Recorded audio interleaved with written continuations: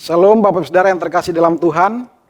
Apa kabarnya Bapak Saudara sekalian? Saya berharap semua kita seperti biasanya selalu dilindungi oleh Tuhan kita Yesus Kristus. Pada ibadah kali ini kita akan mendengarkan firman Tuhan yang terambil dari Mazmur pasal yang pertama ayat 1 sampai dengan ayat yang ke-6.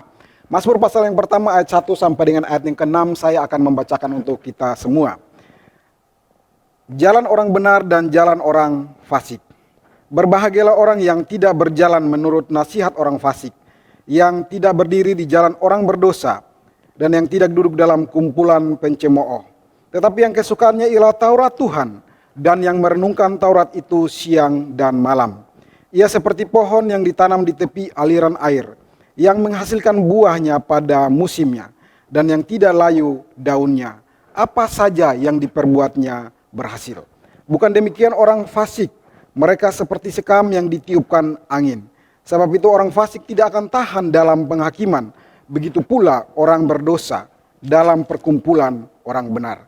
Sebab Tuhan mengenal jalan orang benar, tetapi jalan orang fasik menuju kebinasaan. Demikian jauh pembacaan firman Tuhan. Yang berbahagialah kita semua yang telah membaca firman Tuhan, memerenungkan itu dan melakukannya dalam kehidupan kita hari lepas hari. Mari kita tundukkan kepala, kita berdoa sebelum mendengarkan perenungan firman Tuhan. Kita berdoa. Tuhan, kami sungguh bersyukur untuk ibadah hari ini. Kami datang dan mau berdoa saatnya Tuhan untuk kami mendengarkan firman-Mu. Firman-Mu kami percaya Tuhan akan menolong kami, menguatkan kami, memampukan kami bahkan untuk hidup berhasil di dalam perjalanan iman kami. Kami siapkan hati kami ya Tuhan, seperti tanah yang subur untuk ditaburi oleh benih firman Tuhan. Berkati hamba-Mu ya Tuhan yang akan menyampaikan kebenaran firman-Mu. Hamba-Mu tidak lebih dari semua jemaat Tuhan yang mendengarkan. Tetapi biarlah segala persiapan yang ada, Tuhan Engkau memberkatinya. Biarlah kuasa firman Tuhan betul-betul boleh nyata dalam kehidupan kami. Kiranya Roh Kudus-Mu hadir ya Tuhan dan menemani hamba-Mu. Roh Kudus-Mu hadir dan juga menemani setiap jemaat Tuhan yang ada di tempat masing-masing. Berfirmanlah kepada kami ya Tuhan karena kami siap untuk mendengar. Di dalam nama Tuhan Yesus kami sudah berdoa. Amin. Bapak Saudara yang terkasih di dalam Tuhan kita Yesus Kristus, saya percaya bahwa dalam kehidupan ini semua kita mengharapkan kehidupan yang berhasil, kehidupan yang sukses. Saat kita memulai suatu usaha misalnya, saat kita memulai dari nol, kita merintis usaha itu, kita berharap, kita mengupayakan satu hari nanti usaha kita bisa maju, usaha kita menjadi berkembang. Demikian pula Bapak Saudara saat kita mulai berkarir di dunia pekerjaan, doa kita juga tidak jauh berbeda. Kita berharap mudah-mudahan ada perkembangan yang baik, ada prospek yang baik di dalam perjalanan karir kita.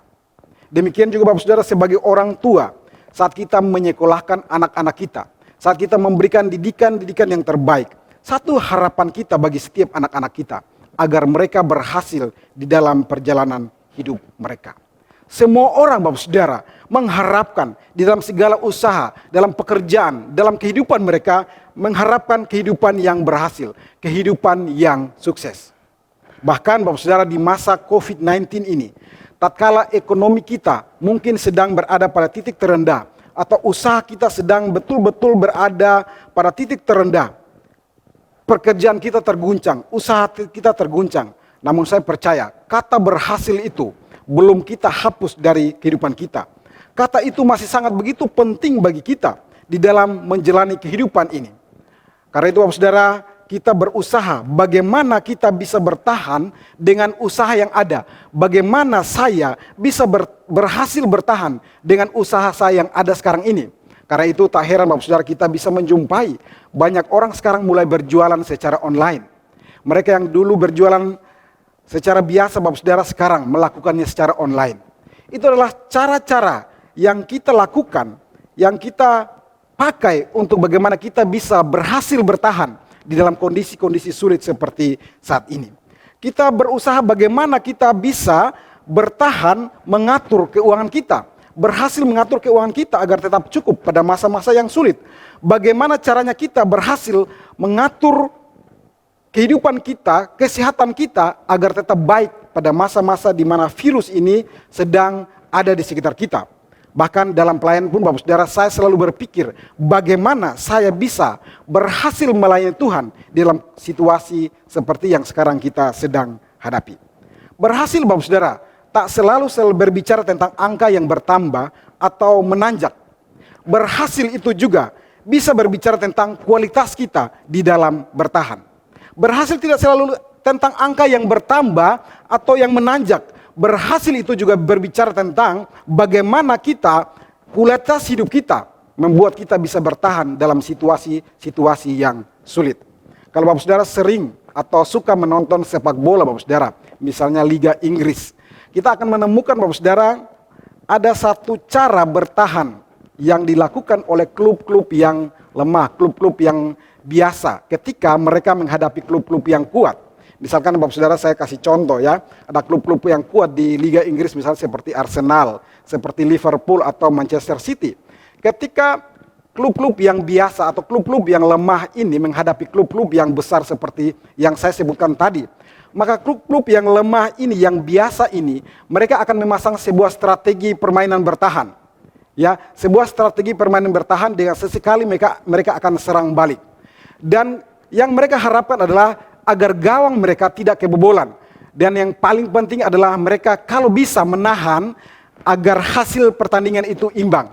Syukur-syukur kalau mereka bisa menang melawan klub yang besar. Ketika hasil akhir itu imbang Bapak Saudara, maka bagi mereka klub-klub yang kecil, mereka telah berhasil bertahan kalah dari klub yang begitu besar.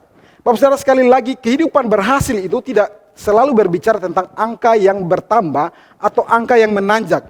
Ini berbicara tentang kualitas hidup kita yang membuat kita bisa bertahan di dalam menghadapi situasi yang sulit, di dalam menghadapi tantangan-tantangan yang besar yang kita tahu mampu memporak-porandakan hidup kita.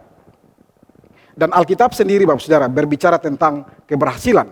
Bahkan kalau kita melihat dalam Alkitab, begitu banyak contoh-contoh dalam Alkitab, tokoh-tokoh Alkitab yang dikatakan berhasil dalam hidupnya, seperti Yusuf, seperti Musa, seperti Yosua, seperti Daud, Salomo, dan masih banyak tokoh-tokoh yang lain. Dan saya percaya bahwa Tuhan kita juga adalah Tuhan yang menyukai keberhasilan.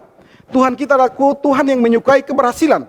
Misalkan kalau kita membaca dalam kitab Ayub Bapak Saudara, di sana dikatakan, aku tahu, kata Ayub, bahwa engkau sanggup melakukan segala sesuatu dan tidak ada rencanamu yang gagal. Dan kita sering mendengar Bapak Saudara, apa yang difirmankan Tuhan itu selalu ya dan amin. Selalu terlaksana apa yang Tuhan katakan, selalu berhasil apa yang Tuhan firmankan. Tuhan kita menyukai keberhasilan. Karena itulah ia memberkati orang-orang untuk juga berhasil di dalam hidup mereka. Dan setiap kita memang dipanggil untuk berhasil. Setiap kita para pengikut Kristus ditebus untuk berhasil di dalam perjalanan kehidupan kita. Akan tetapi Bapak Saudara yang terkasih dalam Tuhan kita Yesus Kristus, kita harus mengakui ketika berbicara tentang keberhasilan, yang ada di pikiran kita adalah selalu kita hubungkan dengan hal-hal yang bersifat materi. Kita selalu menghubungkan dengan bagaimana status sosial atau prestasi kita, tentang hal-hal yang bersifat lahiriah. Saya percaya bahwa Tuhan kita tidak pernah anti dengan hal-hal keberhasilan yang bersifat lahiriah. Namun pernahkah kita benar-benar bertanya atau berpikir tentang bagaimana saya bisa berhasil sebagai anak Tuhan? Bagaimana saya dapat berhasil menjalani hidup yang sesuai dengan kehendak Tuhan? Bagaimana saya berhasil mengalahkan kekhawatiran saya saat kondisi ekonomi keuangan saya sedang tidak membaik? Bagaimana saya bisa berhasil tetap percaya dan bergantung kepada Tuhan, percaya bahwa Ia sanggup memelihara saya pada masa-masa yang sulit seperti hari ini. Bagaimana saya bisa berhasil menjaga integritas saya, bagaimana saya bisa berhasil tetap menjaga emosi saya, pikiran saya, kata-kata saya. Bagaimana saya bisa berhasil untuk tetap setia ketika orang lain tidak lagi mau setia di hadapan Tuhan. Dan bagaimana saya bisa berhasil untuk tetap berbuah tatkala yang lain tidak menunjukkan buah mereka, fungsi mereka di musim-musim seperti ini. Bapak Saudara bisa menambahkan list keberhasilan. Tapi intinya Bapak Saudara, sekali lagi, Kristus menebus kita untuk menjadi orang-orang yang berhasil di dalam kerohanian kehidupan kita. Karena itu Bapak Saudara, pada bacaan kita hari ini, saya mau mengajak kita untuk bagaimana kita bersama-sama belajar dari pemazmur, bagaimana menjalani kehidupan yang berhasil di hadapan Tuhan dalam setiap keadaan, termasuk di dalam keadaan yang sulit. Yang pertama, Bapak Saudara, kita melihat bagaimana kita dapat berhasil dalam kehidupan ini, bagaimana keberhasilan itu betul-betul nyata dalam prospek kehidupan kita. Yang pertama, kita belajar dari apa yang dikatakan pemazmur, bahwa keberhasilan itu dimulai. Keberhasilan dalam kehidupan kita itu dimulai ketika kita mau melepaskan diri dari cara hidup dunia. Lepaskan diri dari cara hidup dunia. Bapak Saudara yang terkasih dalam Tuhan kita Yesus Kristus, cara hidup orang dunia atau mereka yang tidak mengenal Tuhan memang selalu menggoda setiap kita, selalu menarik hati, dan sepertinya memberikan kenikmatan tersendiri. Namun firman Tuhan yang kita baca hari ini, Bapak Saudara, mengingatkan kita bahwa hidup demikian bukanlah hidup yang mendatangkan keberhasilan. Justru sebaliknya, pada akhirnya hidup seperti ini adalah hidup yang mendatangkan kegagalan. Kehidupan yang berhasil adalah kehidupan yang menjauhi cara hidup orang dunia. Karena itu dikatakan pada ayat yang pertama, berbahagialah orang yang tidak berjalan menurut nasihat orang fasik, yang tidak berdiri di jalan orang berdosa, dan yang tidak duduk dalam kumpulan pencemooh. Ini adalah hal yang serius, Bapak Saudara. Sebab kita melihat bahwa ada sampai 3 kali. 3 kali pemazmur memakai kata larangan tidak. Yang sifatnya adalah larangan tetap. Larangan yang tidak berubah. Tidak bisa diajak kompromi. Agar apa? Agar seseorang dapat menjauh dari cara hidup secara duniawi. Bapak Saudara yang terkasih, pemazmur dengan jelas menunjukkan bahwa bahkan dari hal-hal yang paling sepele atau hal yang kecil dari cara hidup orang dunia, itu pun berakibat buruk bagi seseorang. Dari hal yang kecil atau hal yang sepele itu, sesungguhnya kegagalan itu telah dimulai. Dari hal yang kecil atau hal yang sepele itu akan memimpin kepada hal yang serius dalam cara hidup orang dunia. Karena itu mari kita lihat apa yang dilarang oleh pemazmur terkait dengan cara hidup orang dunia. Yang dikatakan yang pertama di sana adalah yang tidak berjalan menurut nasihat orang fasik. Tidak berjalan menurut nasihat orang fasik, Bapak Saudara. Berjalan pada bagian ini berbicara tentang orang yang sedang mencari petunjuk. Orang yang sedang mencari nasihat.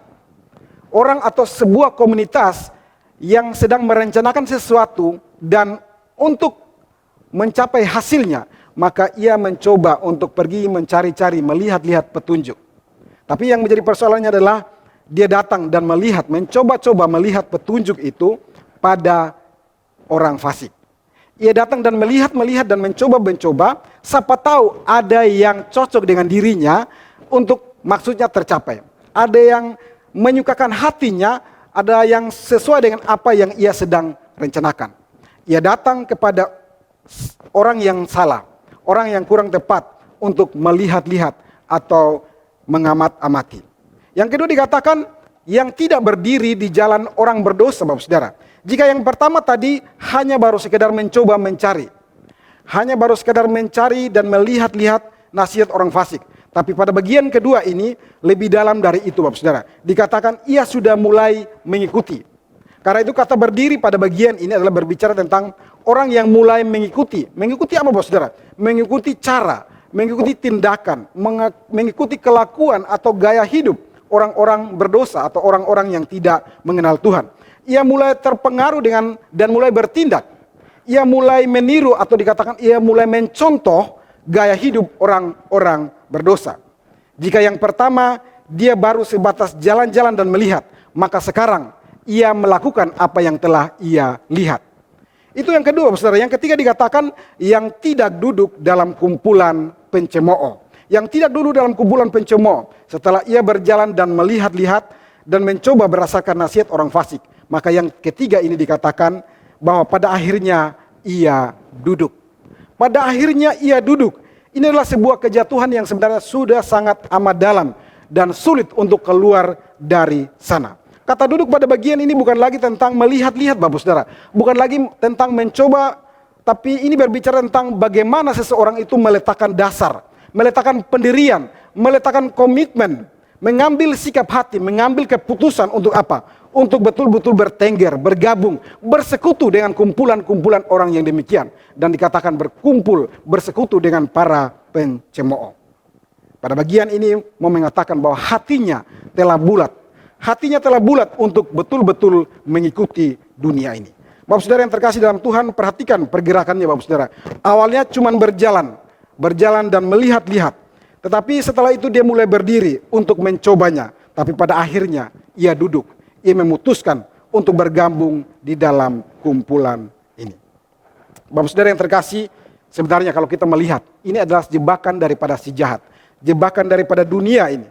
Untuk menjebak sebanyak mungkin anak-anak Tuhan.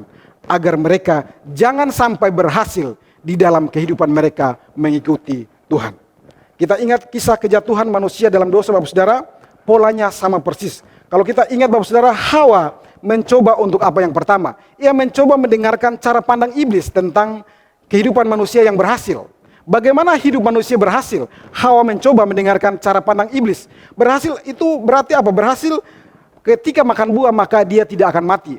Ketika makan buah terlarang itu maka dia akan sama seperti Allah. Bukankah ini cara pandang iblis yang mencoba untuk membohongi manusia agar manusia tahu bahwa mereka akan berhasil? Dan pada akhirnya kita melihat Hawa tidak hanya melihat-lihat, tetapi dikatakan pada akhirnya ia mau mendengar, ia mau menerima nasihat itu. Dia mau mengikuti instruksi daripada si jahat. Dan pada akhirnya ia memilih bergabung dengan si jahat, memakan buah yang dilarang itu. Dan kita lihat, berhasilkah kehidupan manusia pertama? Berhasilkah Adam dan Hawa dalam kehidupan mereka? Tidak Bapak saudara. Kehidupan mereka adalah kehidupan yang gagal total. Bapak saudara yang terkasih dalam Tuhan kita Yesus Kristus, pemazmur pada bagian ini mengingatkan kita untuk berhasil dalam perjalanan hidupmu, imanmu, rohanimu, maka janganlah berjalan, janganlah berdiri, janganlah duduk di dalam sistem atau cara hidup orang-orang yang tidak mengenal Tuhan. Sekali lagi dalam hal ini Tuhan tak mau berkompromi. Tuhan tidak mau berkompromi sebab Tuhan tahu ada hal buruk yang akan diterima ketika kita coba-coba untuk berkompromi dengan jalan atau cara hidup orang dunia ini. Karena itu diperlukan ada komitmen Bapak saudara. Diperlukan ada disiplin rohani yang baik. Agar kita bisa betul-betul disiplin untuk tidak berjalan, tidak berdiri dan tidak duduk di dalam cara-cara duniawi. Pertanyaannya Bapak saudara, mengapa larangan ini begitu penting? Mengapa larangan ini sampai diulang sebanyak 3 kali? Jawabannya sederhana. Sebab Tuhan tidak ingin. Sebab Tuhan ingin menyelamatkan kita dari kehidupan yang sia-sia. Tuhan ingin menyelamatkan kita dari kehidupan yang tidak berguna sebagai anak Tuhan. Tuhan ingin menyelamatkan kita dari kehidupan yang gagal di dalam rencananya. Tuhan tak menghendaki anak-anaknya, nasib mereka akan berakhir sama seperti orang fasik. Seperti yang dikatakan pada ayat yang keempat dan ayat yang kelima.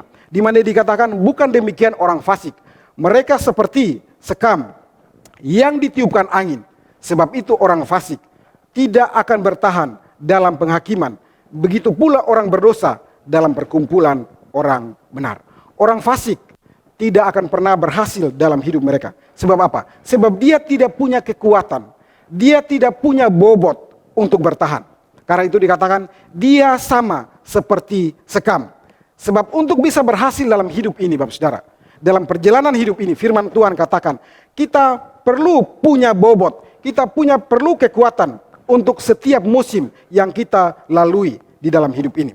Orang fasik atau orang dunia digambarkan tidak punya bobot hidup, bahkan hanya kekuatan angin yang kecil itu sanggup menerbangkan mereka. Kekuatan angin yang kecil sanggup menerbangkan sekam yang ada. Kekuatan orang-orang fasik tidak pernah akan ada dalam kehidupan mereka. Ujung pendirian, ujung prinsip, ujung daripada nasihat-nasihat orang fasik adalah kegagalan semata.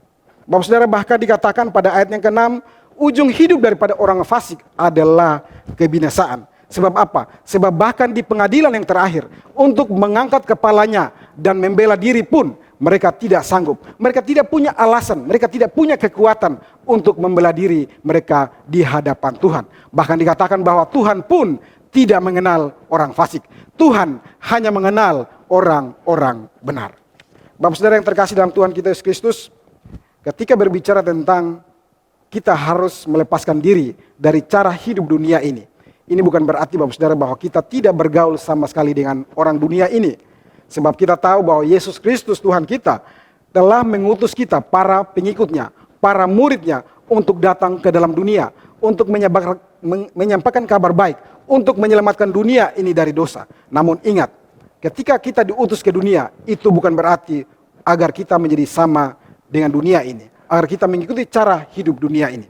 Kita perlu betul-betul melepaskan diri kita dari cara hidup dunia. Bapak Saudara yang terkasih dalam Tuhan, itulah poin pertama kita. Untuk berhasil dalam perjalanan kehidupan kita, rohani kita, iman kita, maka marilah kita mulai dengan melepaskan diri kita dari cara hidup dunia.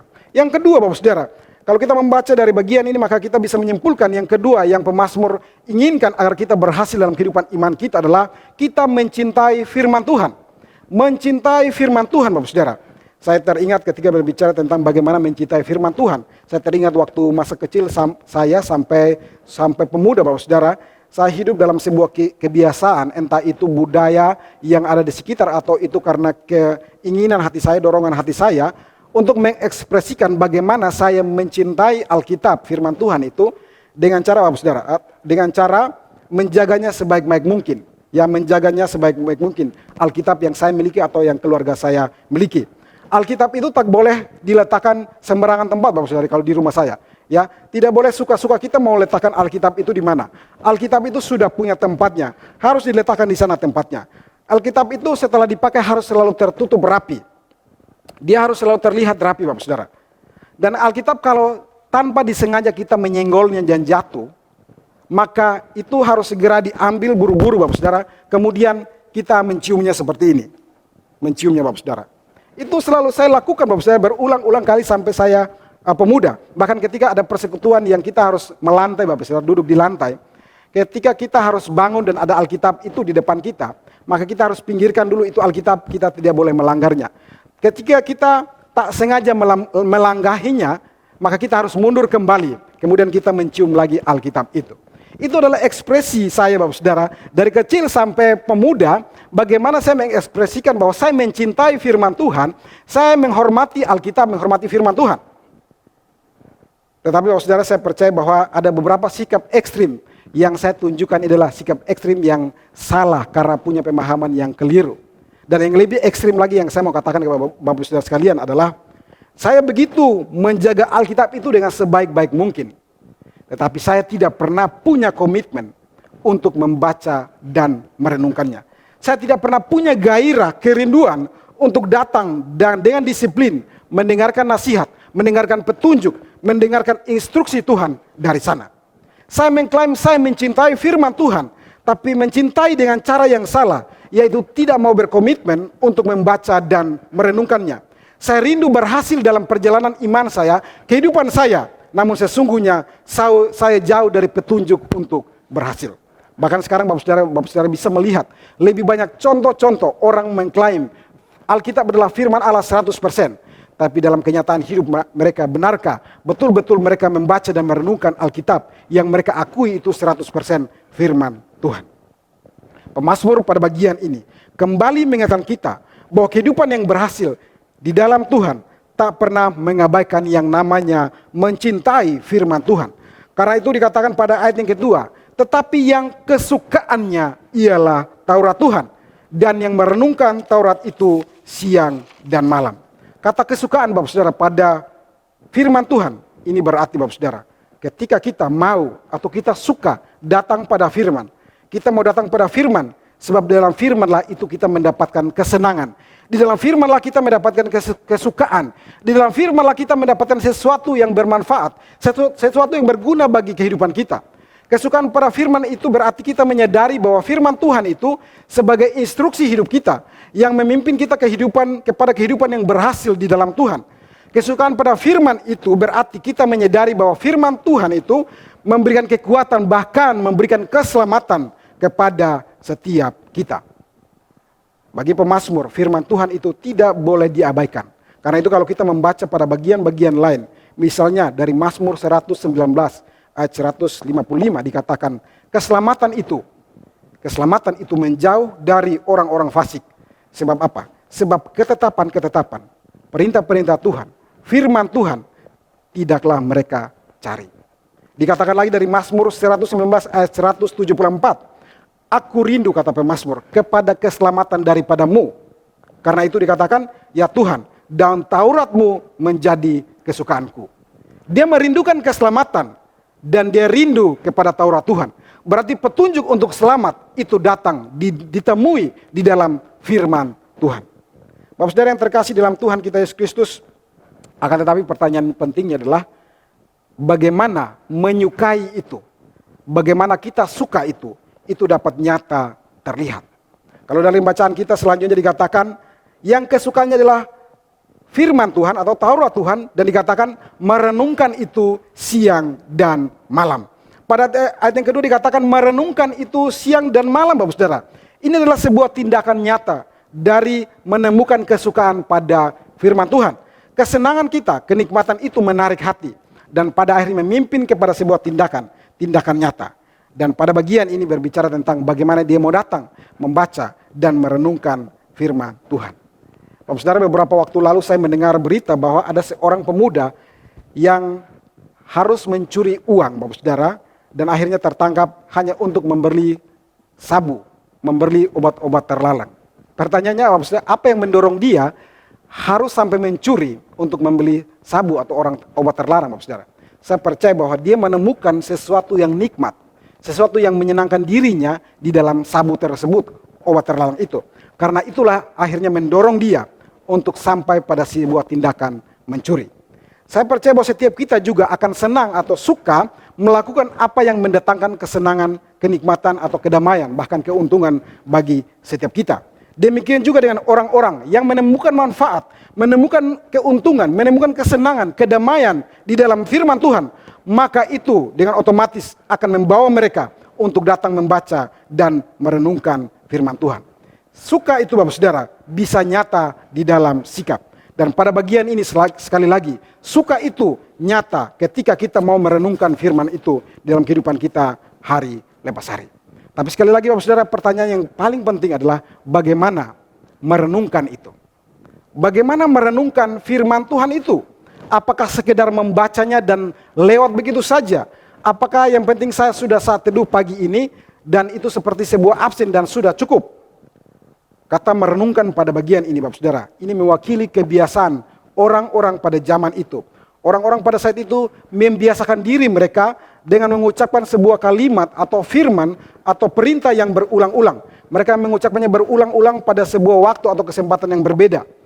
Terlihat seperti mereka sedang komat kamit, Bapak Saudara.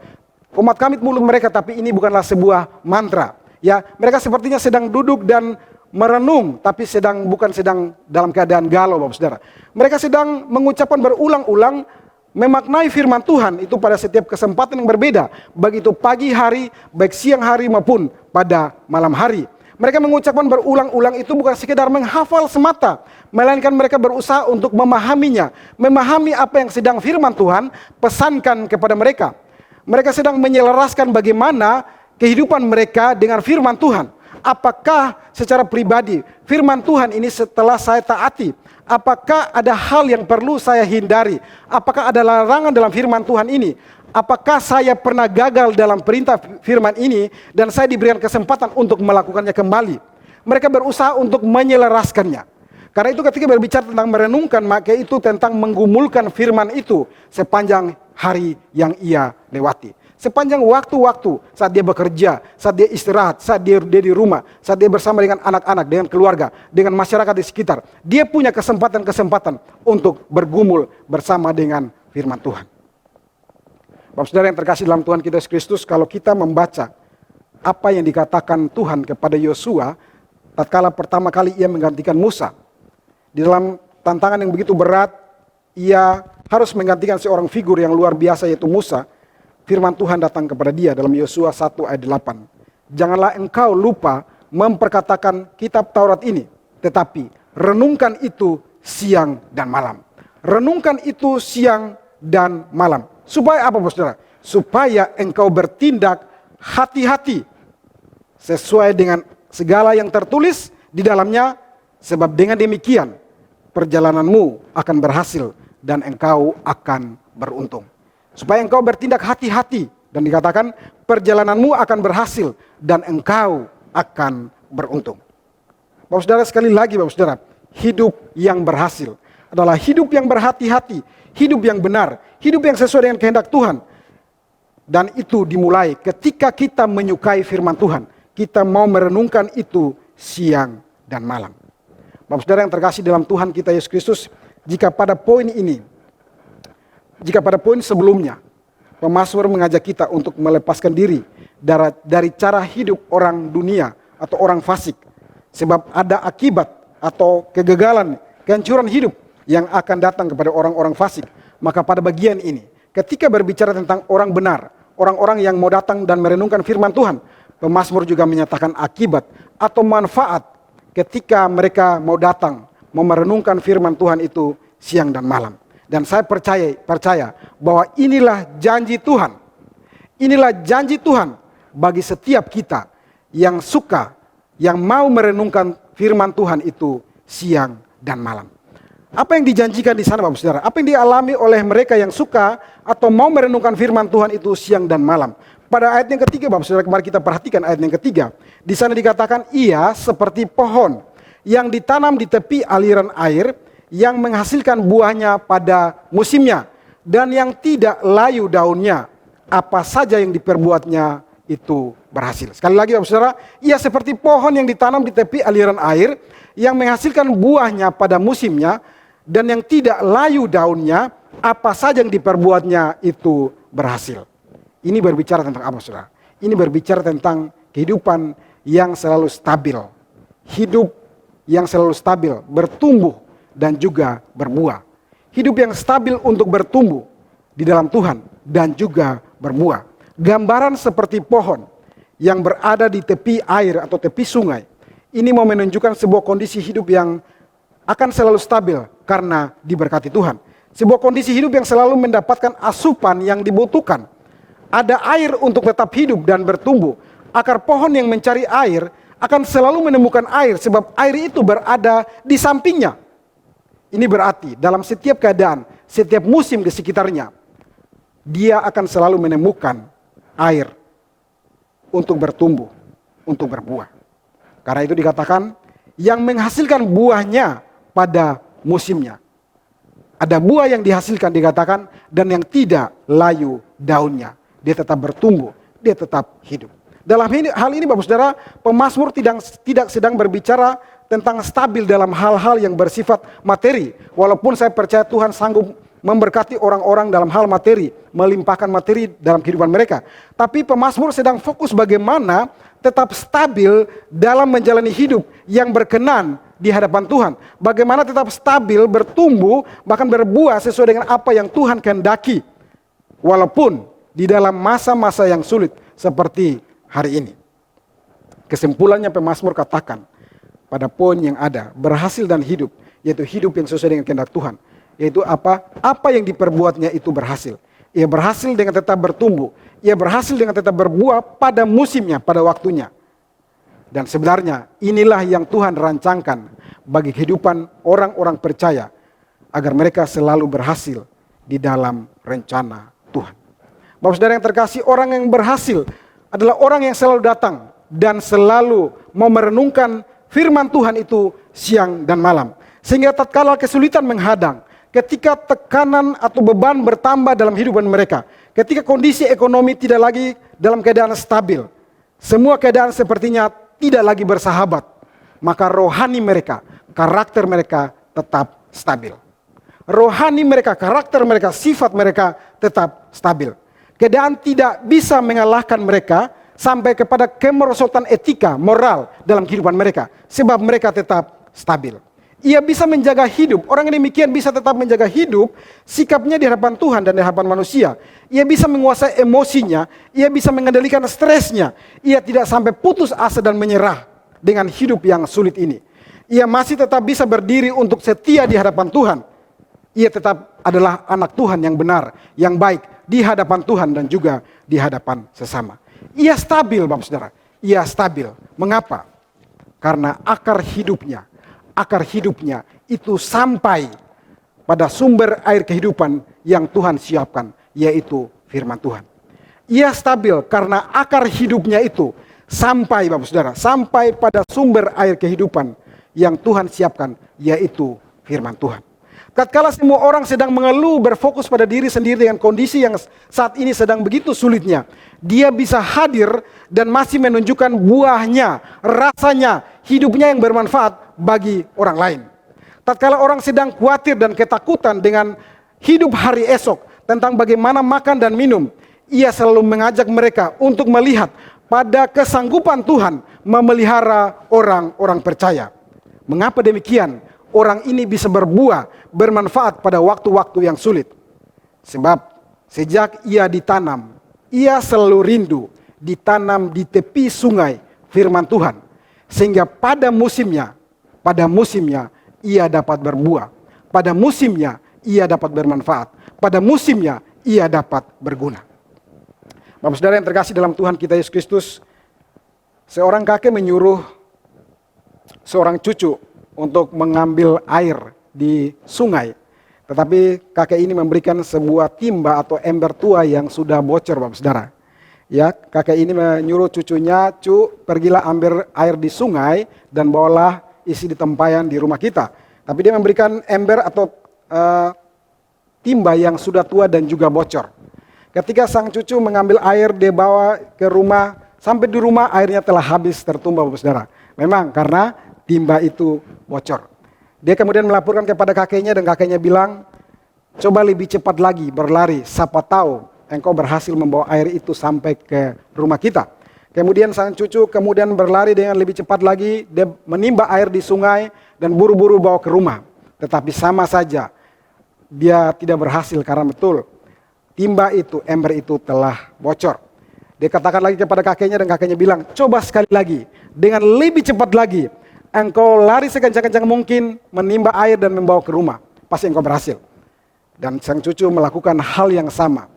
Tetapi hasilnya pun sama saja.